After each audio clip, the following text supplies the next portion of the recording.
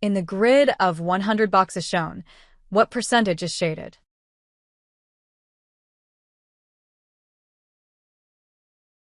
In the given grid, the number of boxes shaded is 50.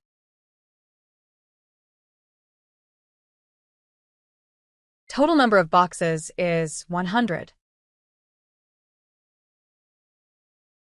So, we can say that 50 out of 100 is shaded, or 50 by 100 is shaded.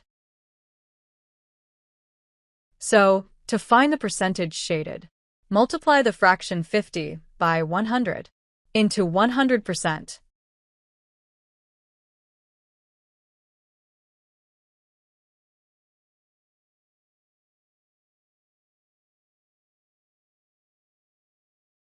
It comes to 50%.